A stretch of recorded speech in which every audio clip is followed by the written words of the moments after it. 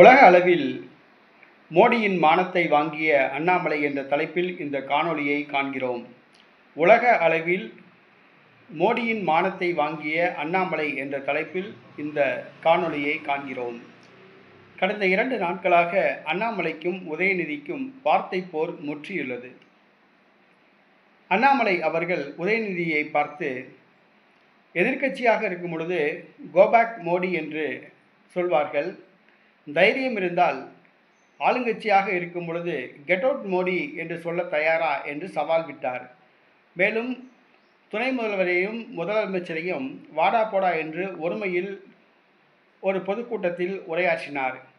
இதனால் ஆவேசமடைந்த திமுகவினர் நேற்றைய தினம் கெட் அவுட் மோடி என்று ஹேஷ்டேக்கை எக்ஸ் தளத்தில் பதிவு செய்தனர்.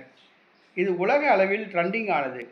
இந்திய அளவில் முதல் இடத்தையும் உலக அளவில் நேற்றைய தினம் 2வது இடத்தையும் பிடித்தது. கெட் அவுட் மோடி என்ற ஹேஷ்டேக் உலக அளவில் 2வது இடத்தை பிடித்து பிரதமர் நரேந்திர மோடியின் மானத்தை வாங்கியது.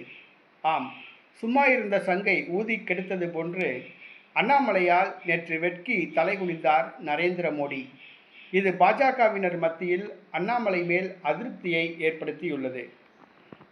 மேலும் உதயநிதிக்கும் அண்ணாமலைக்கும் வார்த்தை போர் முற்றியுள்ளது. தைரியம் இருந்தால் அறிவாலயம் பக்கம் வா என்று உதயநிதி சவால் விட, அப்பொழுது அண்ணாமலை அவர்கள், நான் வருகிறேன், காலத்தையும் நேரத்தையும் சொல்லவும் நான் தனியாக வருகிறேன், நீ உன்னுடைய திமுக படைகளை கூட்டிக் கொண்டு வா என்று சவால் விட்டார். இருவருக்கும் இடையே வார்த்தை போர் உச்சத்தை அடைந்துள்ளது. இந்த சூழ்நிலையில் நேற்றைய தினம் கெட் அவுட் மோடி என்று திமுகவினர் ஹேஷ்டேக்கை எக்ஸ் தளத்தில் பதிவு செய்து நரேந்திர மோடியின் மானத்தை உலக அளவில் வாங்கிவிட்டனர்.